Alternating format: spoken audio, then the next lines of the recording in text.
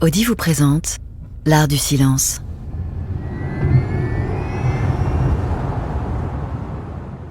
Son nom est Rudy Halbmeier. Entrez dans son bureau et vous verrez derrière lui des guitares, des claviers, des micros. Un décor qui aurait toute sa place dans un studio d'enregistrement à Londres, mais qui est bien plus surprenant dans le centre de recherche Audi à Ingolstadt. Rassurez-vous, Rudy est bien un ingénieur. Mais c'est un ingénieur du son pour qui aucun son, même et surtout celui du silence, n'est laissé au hasard. Car lorsqu'ont été mises au point les voitures électriques, il a fallu remplacer le bruit des moteurs pour créer une nouvelle expérience sonore exceptionnelle. Si le silence est d'or pour Audi, c'est qu'il est la plus précieuse des matières. Touchés par sa grâce, cinéastes, musiciens, orateurs et sportifs ont également su élever son usage au rang d'art et marquer à jamais leur discipline. Découvrons ensemble ces visionnaires qui, sans bruit, ont révolutionné le monde. Installez-vous et écoutez. Que le silence commence.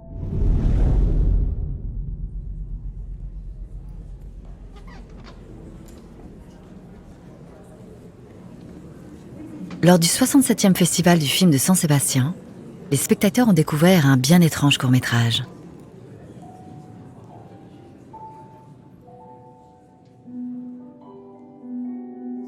Il met en scène plusieurs personnages de cinéma regroupés autour de leur thérapeute.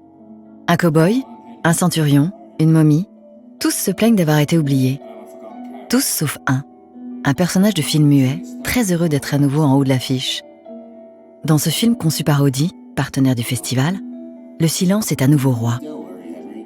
Il illustre combien, lorsque les moteurs se sont tus avec l'électrification des automobiles, les ingénieurs ont su explorer la matière silence. Ils ont dû réapprendre à l'écouter, à l'apprivoiser, pour enfin la maîtriser.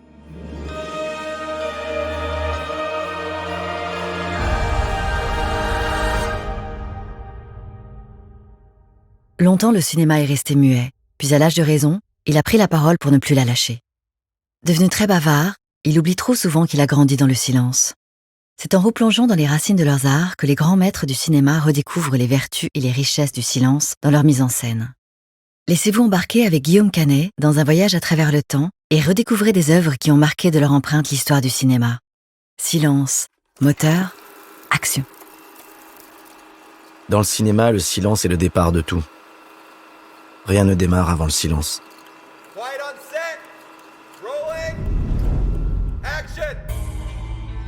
Quand il étire l'action jusqu'à son point de rupture, le réalisateur redéfinit l'espace et dilate le temps.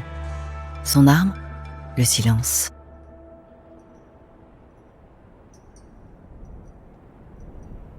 Vous n'entendez rien ?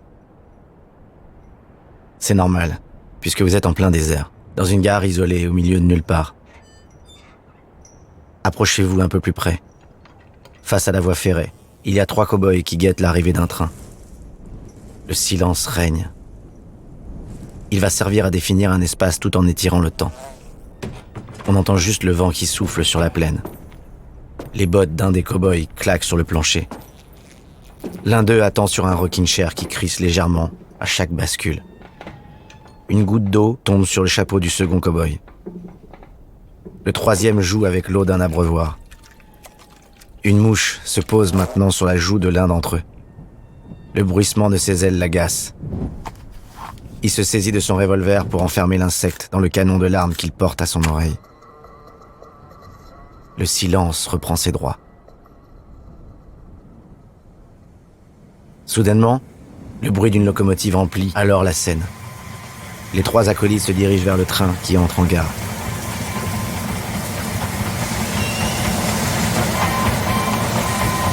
Les wagons se figent sur la voie. Une porte s'ouvre et un employé jette un colis à terre. Fausse alerte. On entend juste le mécanisme répétitif de la machine à vapeur. Puis le sifflet du départ.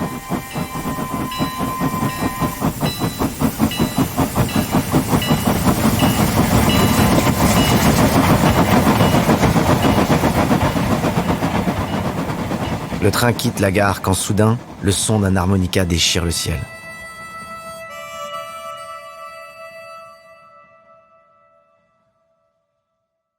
De l'autre côté des rails apparaît la silhouette d'un homme seul qui joue de l'instrument. Fin du générique. Il était une fois dans l'Ouest peut commencer. En 11 minutes 45 secondes, Sergio Leone vient de dynamiter le western en jouant avec les nerfs de ses personnages comme avec ceux du public. Les tueurs attendent leur proie. Les spectateurs que le film démarre. De chaque côté, la tension est palpable, car l'attente est insoutenable. Pour parvenir à ses fins, Leone n'a besoin que d'une seule arme, le silence, dont il use en maître afin de dilater le temps jusqu'à l'extrême. Les premiers dialogues n'arrivent ainsi qu'après 12 minutes, expéditifs comme les coups de feu qui suivront. En 1968, le générique du film a ainsi valeur de manifeste pour l'inventeur du western spaghetti. Le Far West, selon Leone, c'est le désert. Le désert, c'est la solitude, et la solitude, c'est le silence. Un silence qui sera anéanti par l'arrivée du train, par la construction des voies ferrées, par une frontière repoussée jusqu'à ses ultimes limites. Alors l'espace sera conquis, et l'Ouest mythique et son silence sauvage ne seront plus qu'un lointain souvenir.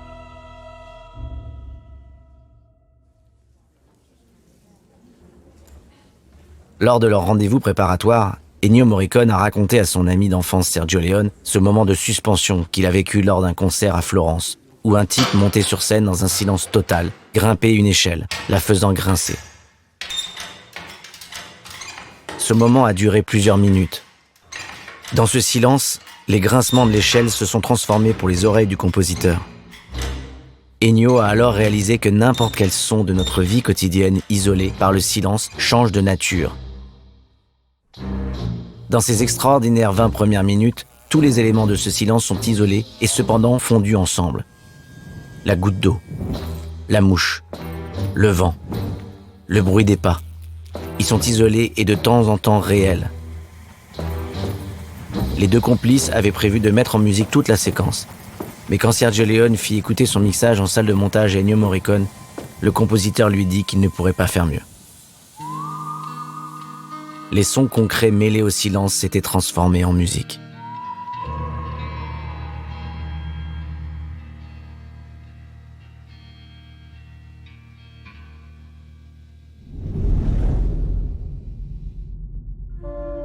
Le silence n'est pas seulement l'absence de son. Il y a des silences qui parlent comme pour susciter la peur. Le réalisateur va couper le son et donner à entendre le silence. Parmi les nombreuses collaborations entre un réalisateur et un compositeur, celle unissant Alfred Hitchcock à Bernard Herrmann est restée comme l'une des plus exemplaires. Pourtant, lorsque Hitchcock s'attelle en 1963 à un nouveau film, il imagine un long-métrage dépourvu de toute musique. Si le maître du suspense veut tenter cette expérience inédite, c'est que 3 ans après le phénoménal succès de Psychose, la pression sur ses épaules est énorme. Avec Les Oiseaux, il veut franchir une nouvelle étape en amenant le public encore plus loin dans la terreur. Et pour cela, le soumettre à 2 des plus cruelles tortures, celle du bruit et celle du silence. Le silence va servir ici à susciter la peur. Nous sommes à 1h45 du film. Son héroïne, Melanie Daniels, s'est réfugiée dans une ferme isolée avec Mitch, l'homme qu'elle aime, la mère et la petite sœur de ce dernier. La ville balnéaire de Bodega Bay est envahie par des oiseaux qui attaquent ses habitants. Chaque issue a été barricadée. L'électricité a été coupée. Ils pensent être enfin à l'abri de leurs prédateurs. Il ne faut faire aucun bruit pour ne pas provoquer leur fureur. Le silence plane sur l'assemblée. Mélanie entend des bruits d'ailes. Elle se dirige à pas de loup vers l'escalier qui mène à l'étage. À la lumière de la torche, elle monte les marches à pas feutrés et parvient devant la porte qu'elle hésite à ouvrir. Elle pénètre enfin dans la chambre obscure et pousse un cri étouffé. La lumière braquée sur la pièce lui dévoile que celle-ci est remplie d'oiseaux qui l'attaquent aussitôt. Durant les 2 minutes de furie qui suivent, la bande sonore est alors saturée de bruits d'ailes qui l'assaillent. Alfred Hitchcock a utilisé des sons naturels comme les mouvements d'ailes qu'il a stylisés et multipliés pour obtenir une intensité menaçante des ailes. Il souhaitait remplacer les dialogues par des bruits. Il voulait créer un malaise et que Mélanie, dans la mansarde, ressente le battement des ailes comme une menace, une arme silencieusement menaçante. C'est grâce au talent conjugué de Bernard Herrmann, consultant sur les effets sonores, d'Oscar Sala, développeur d'un synthétiseur pouvant manipuler les sons, et du compositeur Rémi Grassman, que ce meurtre silencieux fut commis en altérant et superposant électroniquement des bruits d'oiseaux. Pour provoquer la tension et l'angoisse du spectateur, Hitchcock use ainsi d'une partition où alternent les stridences sonores et le silence le plus raffiné. Un silence qui a une texture, celle de la peur. Dans la séquence finale, Mitch doit sortir de la maison, cerné par des oiseaux à perte de vue, pour chercher sa voiture dans le garage. Il n'y a que quelques mètres à parcourir, mais il doit le faire dans un silence absolu. Alfred Hitchcock confiera avoir demandé un silence bien particulier. Un silence électronique, et d'une monotonie pouvant évoquer le bruit de la mer entendu de très loin. Un silence artificiel dont le son, transporté en langage d'oiseau, annonçait que tel un moteur en train de ronronner, il allait bientôt démarrer. La tension monte, le suspense s'intensifie. Le réalisateur va utiliser les effets dramatiques du silence pour créer le climax, ce moment où la tension est maximale. De tous les disciples d'Alfred Hitchcock, Brian De Palma fut le plus virtuose dans la façon de penser ses films. De Carrie à Scarface en passant par Pulsion, De Palma obéit aux règles édictées par le réalisateur de Sueur froide. En 1996, De Palma est au sommet de son art, lorsqu'il prend les commandes de Mission Impossible. Pour la scène clé de ce blockbuster, il imagine son héros Ethan Hunt devant dérober une liste d'agents secrets conservés dans un ordinateur au cœur même du siège de la CIA. Un braquage qui doit se dérouler dans un silence total. Un silence au service du suspense. Le but du jeu était de pousser la scène le plus loin possible. Pour ce faire, De Palma va replonger à la source, dans l'œuvre d'Hitchcock, qui a développé cette idée dans Pas de printemps pour Marnie en 1964. Son héroïne doit dérober le contenu du coffre-fort de l'entreprise après la fermeture des bureaux dans le silence le plus complet. 30 ans plus tard, De Palma met Ethan Hunt dans une situation similaire en l'intensifiant. Il ne se contente pas de plonger son héros dans le silence. Il rajoute des capteurs sensoriels rendant l'exercice encore plus périlleux. Après que le silence total ait été réclamé sur le plateau, Ethan Hunt s'immisce à l'intérieur de la pièce, suspendu tête en bas. Son complice le fait alors descendre à l'aide d'un filin. Le moindre bruissement signalerait sa présence. Ethan, en apesanteur, prend position tel un funambule. Mais au moment de s'emparer de la disquette, il chute à quelques centimètres du sol. Le destin de la mission ne tient plus qu'à un fil. Remonté vers le conduit, Ethan laisse échapper son poignard. La lame tombe dans le vide et se plante sur le bureau avant que le garde n'ouvre la porte. Fin de la séquence. La musique peut reprendre ses droits après 9 minutes d'un silence étourdissant. Pour faire vivre l'expérience de l'espace, le réalisateur projette le spectateur dans le vide avec le silence. Car dans l'espace, aucun bruit ne peut s'entendre, excepté celui du silence. Un homme en apesanteur dans un environnement immaculé et aseptisé, vous avez déjà vu ça quelque part ? Dans 2001, l'Odyssée de l'espace précisément, où les astronautes imaginés par Stanley Kubrick en 1968 évoluent dans un vaisseau spatial à destination de Jupiter sur l'Adagio de Gaiané.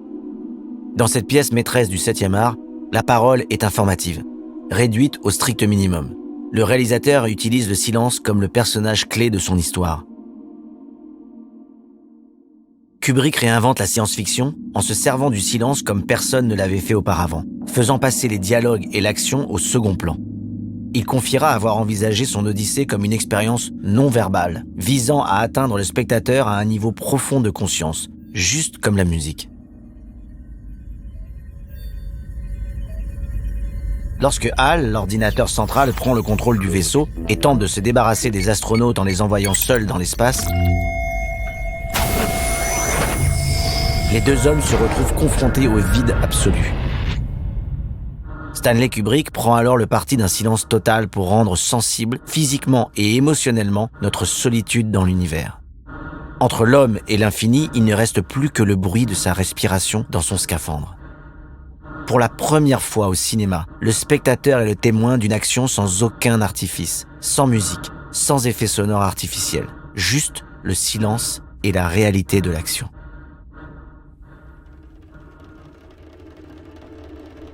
Nous sommes ici face à un silence métaphysique qui permet à Kubrick d'amplifier l'identification du spectateur au personnage, à ses sentiments et à ses sensations. Un voyage spatio-temporel inédit qui aura lieu quelques mois seulement avant que Neil Armstrong et Buzz Aldrin marchent sur la Lune. Du confin du Far West aux frontières du cosmos, il n'y avait que quelques pas à franchir. Merci de les avoir franchis avec nous. Vous pouvez maintenant reprendre la route. Écoutez et savourez le silence à bord.